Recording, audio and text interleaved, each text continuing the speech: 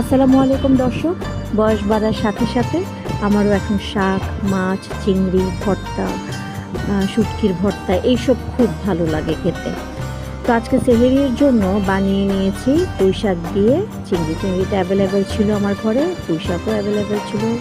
একটু ঝোলঝোল করে রান্না করলে ভালোই লাগে। আর আমার ছেলেরা সেহরিতে খুব একটা বেশি কিছু খায় না, তো এই একটা আইটেম দিয়েই অনেক ভালো হবে।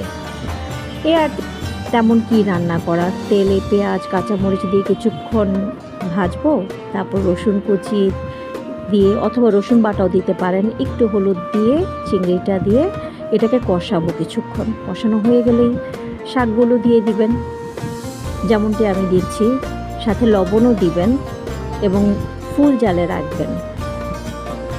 শাক রান্নার একটা মজার বিষয় হচ্ছে, যখন আমরা শাক দেই তখন পরিমাণে অনেক বেশি থাকে, কিন্তু গরমের তাপে কড়াইয়ের তাপে এসে এটা কমে অল্প হয়ে যায়।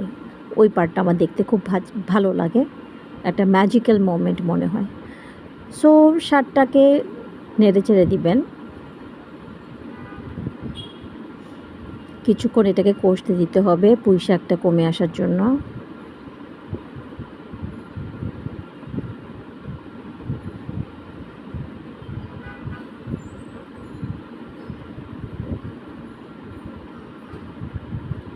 দর্শক দেখতে পাচ্ছেন পুঁই শাকের পরিমাণ কিন্তু অনেক কমে আসছে। প্রথমে যা ছিল তার কিছুই এখন নেই এবং অনেকটা সিদ্ধও হয়ে গিয়েছে ডাঁটাগুলো। এটাকে আর কিছুক্ষণ জাল দিয়েই বাস চুলাটা বন্ধ করে ফেলবো। শাক কিন্তু ঢাকতে হয় না, জানেন নিশ্চয়ই সবাই। শাক ঢাকলে শাকে সেই সবুজ রঙটা